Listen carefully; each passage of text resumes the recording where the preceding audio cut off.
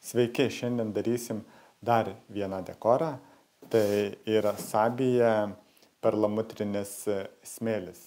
Tai pirmiausia, ką mes turim, tai nuglaistytą sieną. Gruntavimui naudosim specialų gruntą ir gruntavome šitą pusę vertikaliai, kadangi dekorą dėsim taip pat vertikaliai.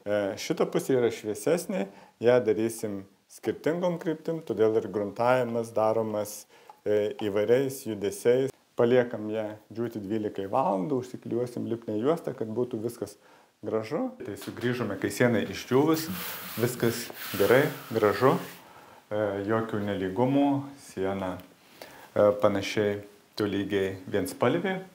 Idealiai nereikia, nes vis tiek dėsis dar vienas panašios spalvos dažų sluoksnis. Dabar naudosim perlamutrinį smėlį ir darysim 2 skirtingus raštus. Tai vienoje pusėje bet kaip įvairiom kryptim tiesiog uždėsim paprastai, o šitoje pusėje darysim vertikalų krioklį arba 1000 linijų, kaip vadinamas. Tai turiu pasiruošęs jau šitų dažų tokią spalvą ir tokią. Lyg ir atrodo panašu. Pradėsim pirmiausia nuo šviesaus. Pradžiai užsiklijuojam juostą. Įsipilam. Ir imam vidutinio pločio teptuką, apie 10 cm. Teptukas tinka. Kišame į dažus ir pradedame nuo viršutinio kampo. Iš karto pradėjus tepti, matosi, kad spalva parinkta teisingai.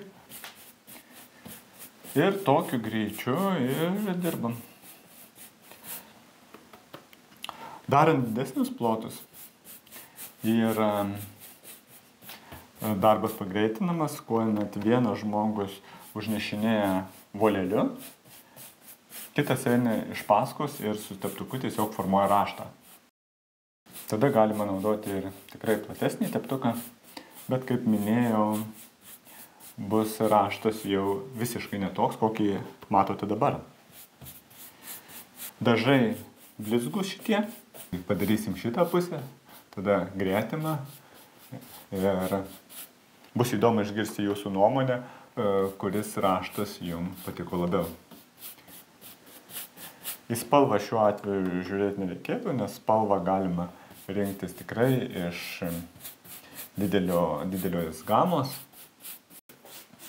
Džiūsta irgi pakankamai greitai, todėl užtepus tokį plotą 90 ant 1,20 m reikėtų grįžti ir visą dar praeiti.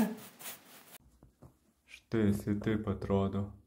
Ilgai nelaukiant, ką dar galima su juo padaryti, tai paimti štai arba plastikinę, arba metalinę. Kol nėra visiškai išdžiūvęs, dar šiek tiek šlapias, šitą smėlį galima aptrinti. Tai taip sukamaisiais judesiais.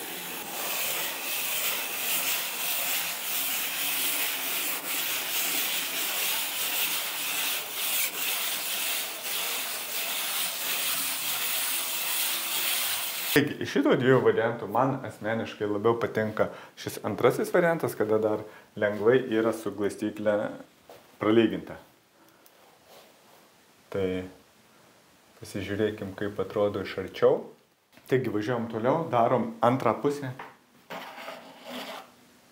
Ir dabar darysime tiesiog vertikaliai linijas.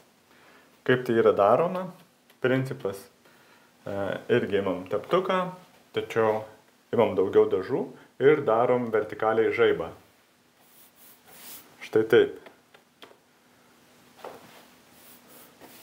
Ir dabar tiesiog tas žaibas yra aplinkui, yra jeigu palei lubas, tai taip darysit šone atsargiai ir jisai yra išlyginamas.